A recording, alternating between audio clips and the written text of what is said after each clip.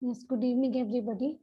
In today's lecture, we are going to see how we are going to simulate, synthesize, and implement a design in HDL using Xilinx 14.1. Okay. So first of all, you can open your project navigator, and from the file, you can select a new project. Once you open the new project, this window will be invoked. In this window, you can see that you have to give the name. So we are going to design a simple FSM, more FSM. So I'm going to choose the name sequence detector. That is the name of the project. Then the location wherever you want to store it, and the what is this top level source. So different options are there, but since we are going to use VHDL, you choose VHDL. Next, once that is done, we have the settings. Normally, these settings, they're not very important if you're only going to simulate the design, because here we are going to choose the board, the FPGA board, or the CPLD board on which we want to prototype our design. So if we are not going to implement or synthesize the design, so this is completely related to technology. So we can choose any board. So that is not important. But if we are going to implement it for a specific board, let's say Spartan 3 or Spartan 6E family, then we have to choose the corresponding board family, the board name, and the speed grade for which it is going to work. So basically, if we see, so it is the product category, which means all the devices which are there in the library, which are supported. Then the family, it can be Spartan family, it can be Vertex family, it can be Artix, it can be Kintex, if it is Xilinx series, or it can be Cyclone series for the Altera. So different boards are there. I'm talking only about the FPGAs. So next is the device family. So this specifies XC3S500E, that specifies the device family. Then we have the type of the package. Type of the package means that it is a full grade package with 320 pins. Okay, so that is the package type. So you will have to check it from the board from which you are using it. And the speed grade. Speed grade is normally the measure of the propagation delay, and it is specified as a negative number. If it is -4, it will be higher than the -3, and -3 will be faster than -2, and so on. So that speeds which are allowed, speed grades, that depends upon the board what we are selecting. So depending upon that, you get this value, and you have to choose one after checking what board you are using. Synthesis tool, since we are using the Xilinx, this freely downloadable 14.1 version, so that is where we have to choose x60, and simulator in this case is ISIM. Otherwise, you could have chosen the model sim as a simulator or so on. So then in the language, whether we are using Verilog or VHDL, so we are using VHDL, it's there. What version of VHDL? Again, it is VHDL 93 in our case. So once it is done, we next go to we get this window which is going to summarize what all we have chosen. So it tells us that okay, using this my design would be made. Okay, so I click on finish, and then we can get this window. In this, we go to this particular FPGA board name which is there in the side pane. On this, we right click, and on the right click, we go for new source. So since I am designing a new circuit or entity, so it is going to be a new source, and in the new source, we'll have to select VHDL module for this. So VHDL module, I can give any name. So in this case, I give the name sequence 1, SEQ1. If it was Verilog, I could have chosen Verilog 1. So once I do that, I can create this. So before we come to this,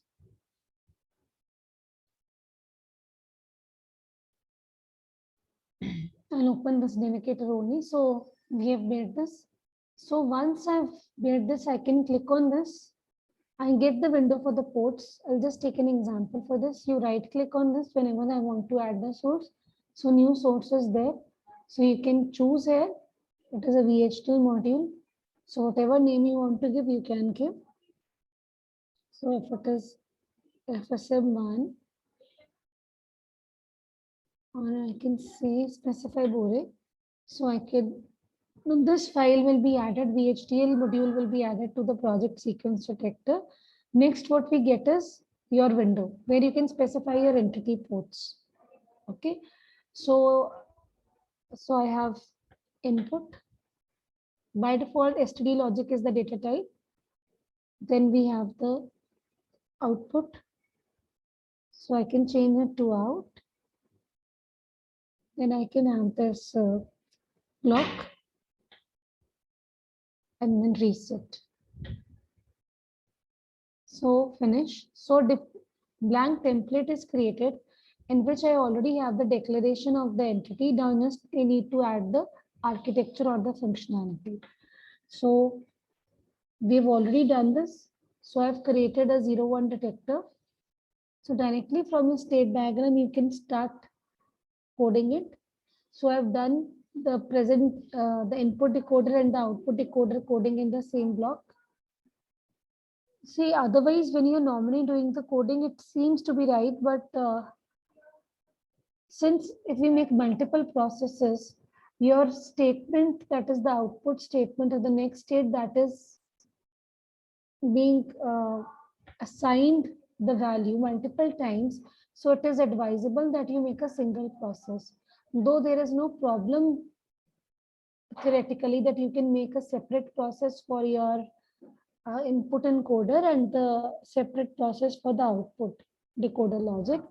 But still, just because of the multiple driver resolution problem, to avoid that, which may occur, so you can put a single process only. You can combine the output statement, like I have combined D out here. So simply I have encoded my state diagram. For that, these we have already created. Okay, assuming that D flip-flops will be used. Then I declare a state, my own enumerated data type state T, which is going to be used for creating the different states. Since it is a Moore machine, and I know that in a Moore machine, the number of states is going to be one more than the sequence to be detected, because Moore has a higher number of states in the state diagram. So it will be having 3 states. It is 0-1 detector, sequence detector. So first thing is that on the occurrence of an event on the signal clock, that is, and what is the event? That the change is from 0 to 1. That is, we assume that it was 0 and it has changed to 1. So 0, 1, it means rising edge is there. And my reset, if it is 1, then my present state is reset to the initial, that is S0. Otherwise, we are not going to. If reset is not 1, we have not assigned it, or you can put the else part. You can simply put your present state is equal to next state. So after that, we start with the process of changing states and the transitions. So we use the case of the switch statement for that, which checks against the present state. So if the present state is S0, so you can make use of your state diagram for this. I'll just draw the state diagram here.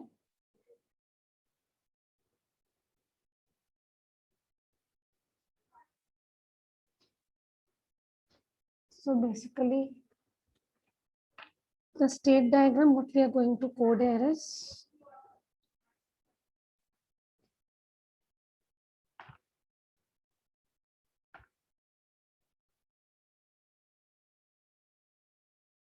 okay.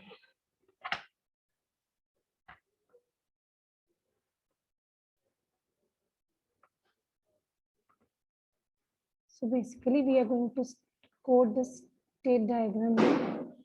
So it is going to comprise of 3 states. So let it be S0. This is S1 and this is S2.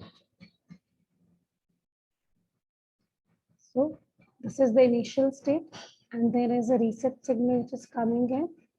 So we have reset here. Okay. So if on the input, since it is a Moore machine, so we have the output state along with.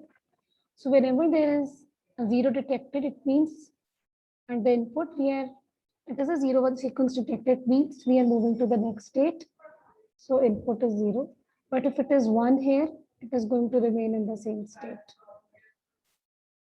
Okay. And still in the next state also output remains 0 because we have to detect the sequence 0, 1, which is not complete. So from S1, if we again get 1 here, so it means our detection of 0, 1 is complete and I get my output status to 1. Now this is of the overlapping nature. Overlapping nature means I can continue from here itself or if the next consecutive 0, 1 sequence is there. So again, if I get a 0, I can move back to status 1 instead of getting to reset. But if it is a 1 here, I will move to the initial state. So this is the state diagram I'm going to encode. And this is what we have tried to do. So we can just go back to this. Okay. So we have encoded it. Once we have done it, now first we'll click on simulation and we'll check the syntax. Okay. So we click on the syntax, right click it, run it. So once you run it, you will be getting if there are any syntax errors. Luckily, those syntax errors are there in our code. Then we go in for simulating it. Now you can simulate it directly in the interactive window by forcing the signals, or you can make use of a test bench. So test bench, again, it is the same process. I go to the same thing, I click a new source. Now here I choose this HTML test bench, give it a name. Let's say this is just an example, and I will choose which entity I want to associate it with. Okay, so we have already done it for this sequence. So I have made the test bench for this. I'll just click on this. So this is my test bench. So first I declare the entity which I want to use. You all should know test bench is going to have the blank or the empty entity declaration. The architecture has the entity for which we are designing it as a component included. All the signals, now these are just acting as the actual signals. These are going to be the formal signals. We declare a clock signal which has to be used, and we can change it so we can whatever according to our needs, we can put the clock period. Here it is the port mapping that can be named or the positional association. And then we just give the duty cycle of the clock, what it means, like it is going to be 50% or whatever if I want to change. And finally, this is the stimulation process in which I'm going to allocate the values. So I can just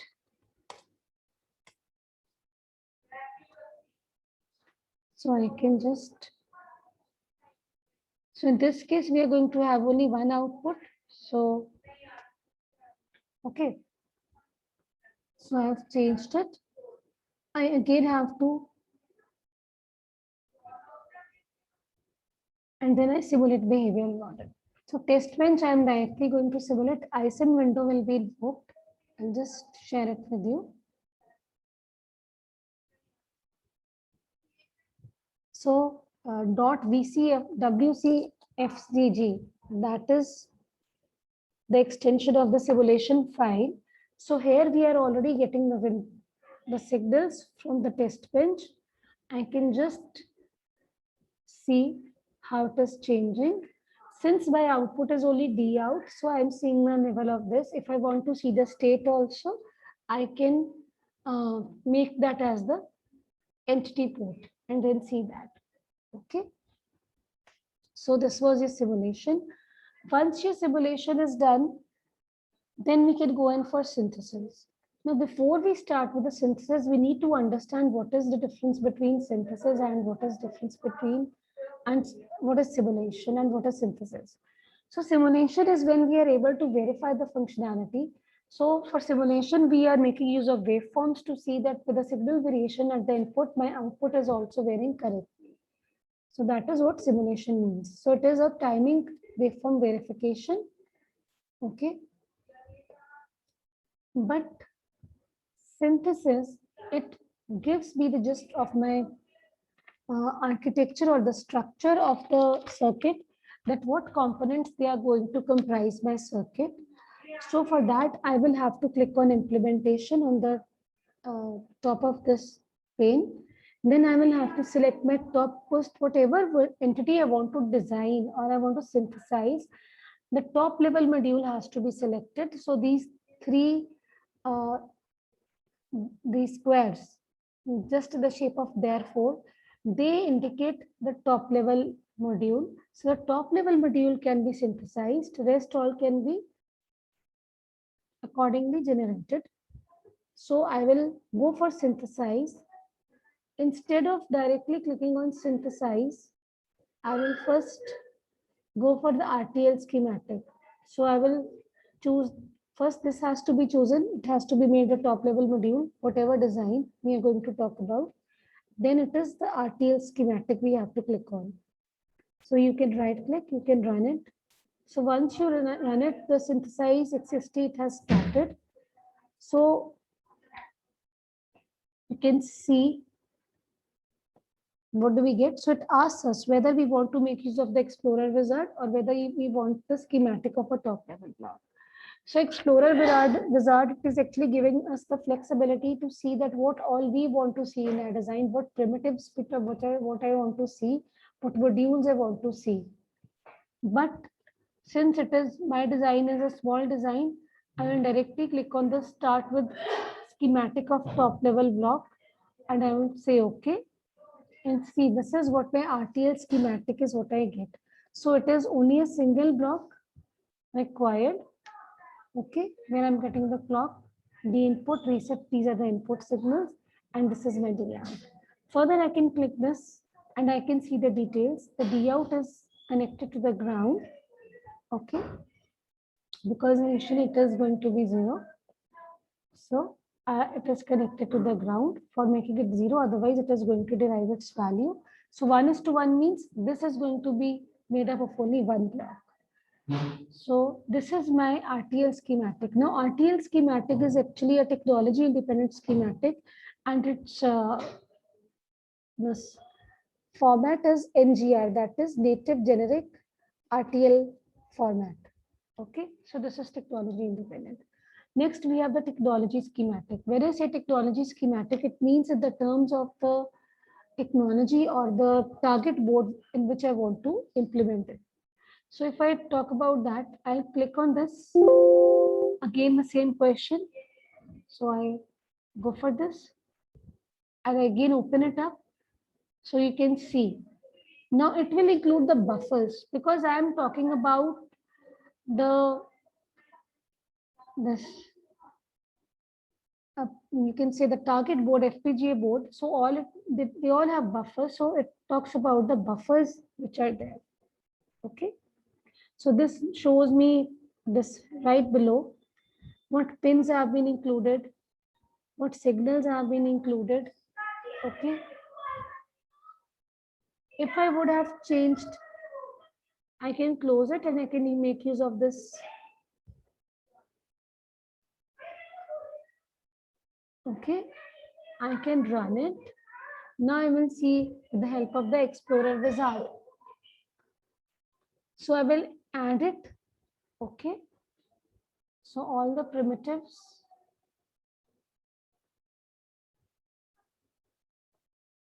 I've added it all.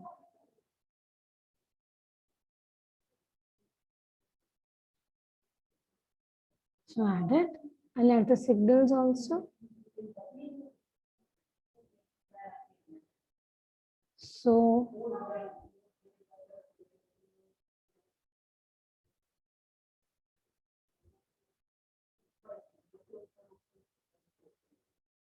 So I can add it. Okay. So then I click on the create schematic.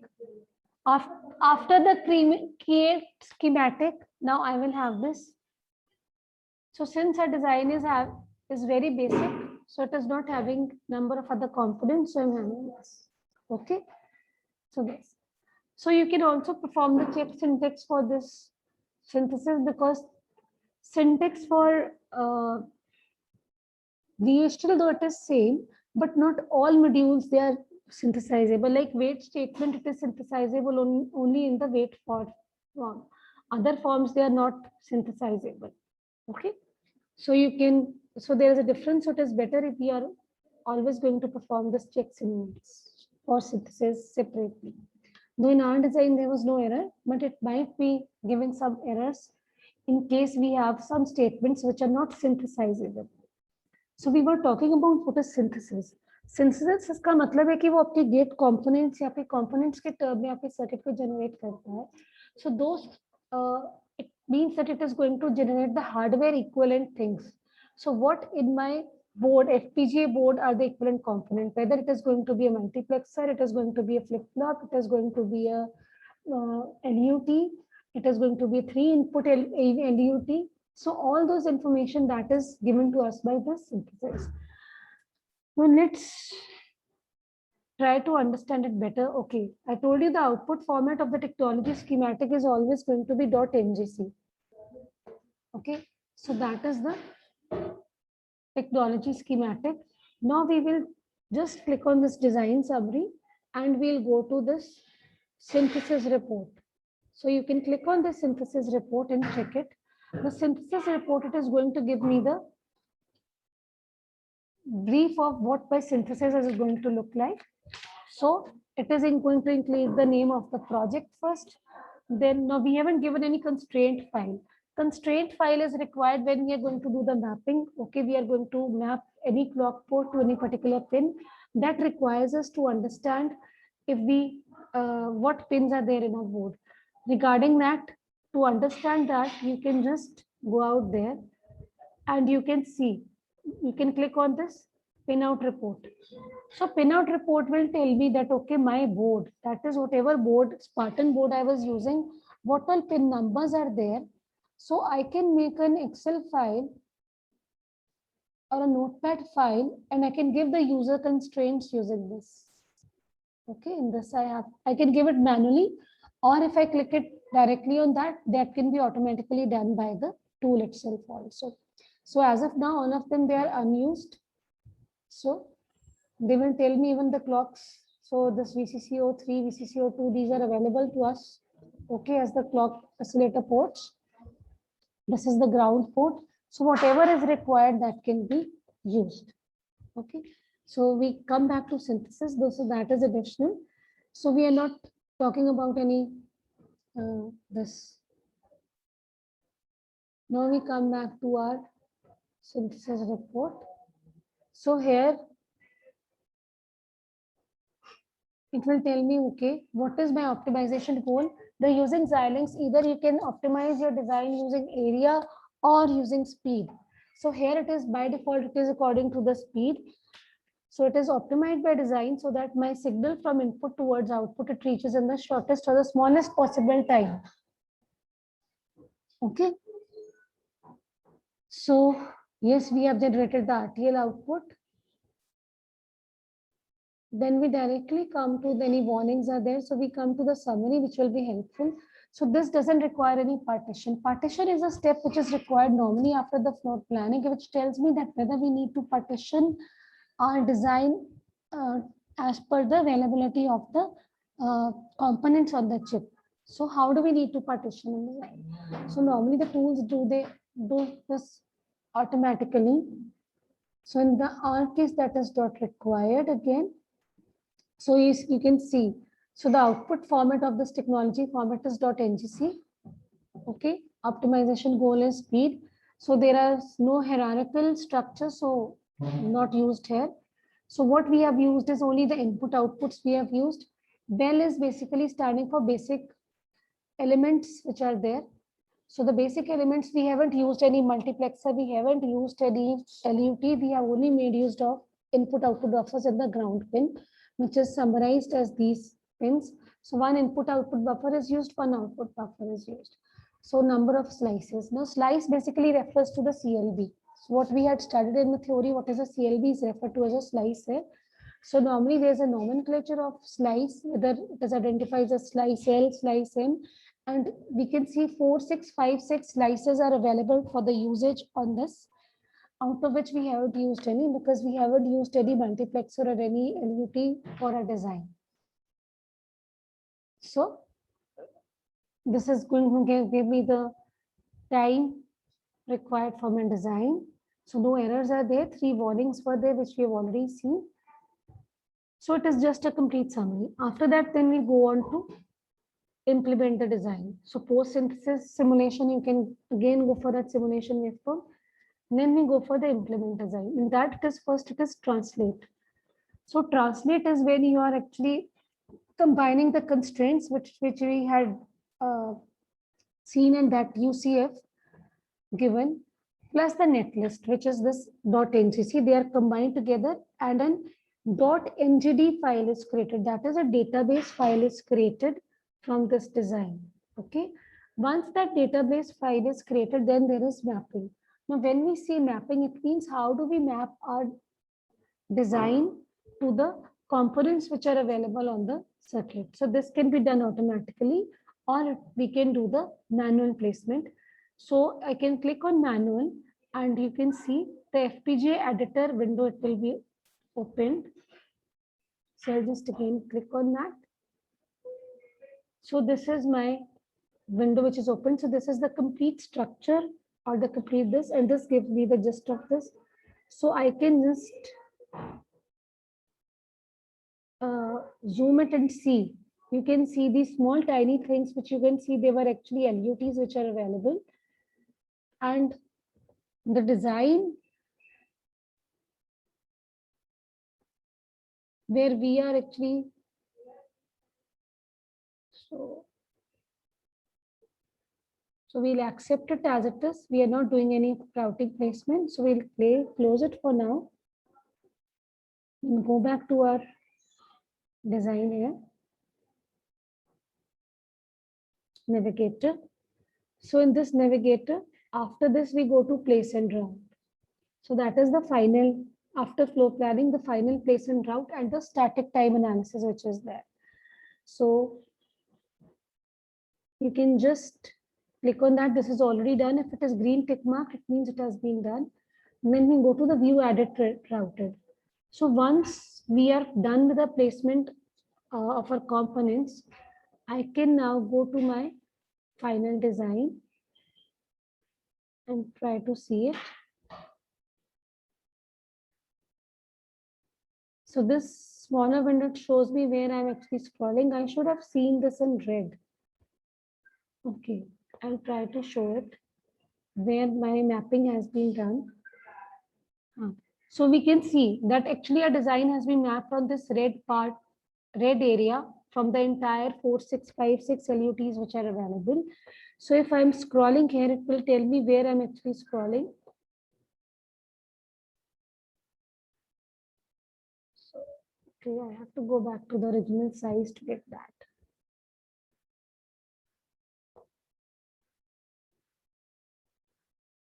So this is where my design is actually lying. So it is somewhere. So this shows me the location. So it is at the slice M. That is, it is identified by a type of slice M.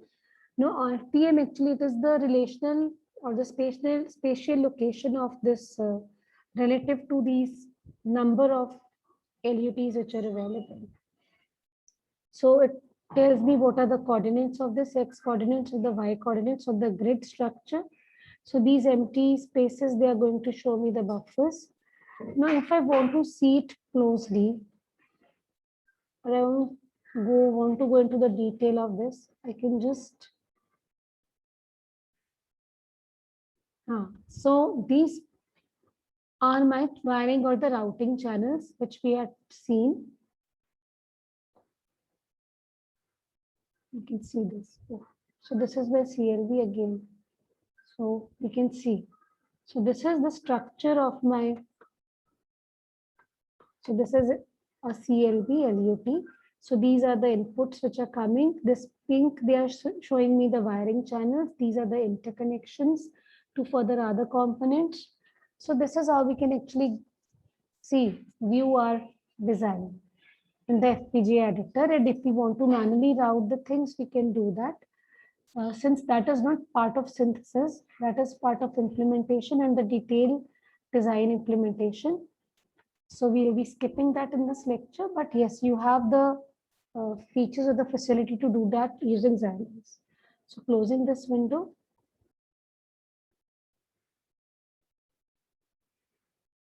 So we'll come back to this.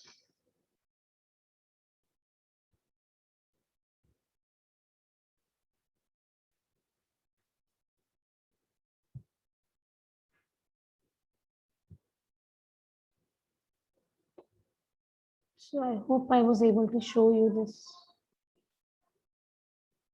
So this is the complete structure of my design, how I can see, you can just see this. So these are the squares, these are my blocks. These are the pins which are available for the access. These are my wiring connections. The pink ones are my programmable interconnections. So I can see in the FPGA editor. I hope you are able to see this.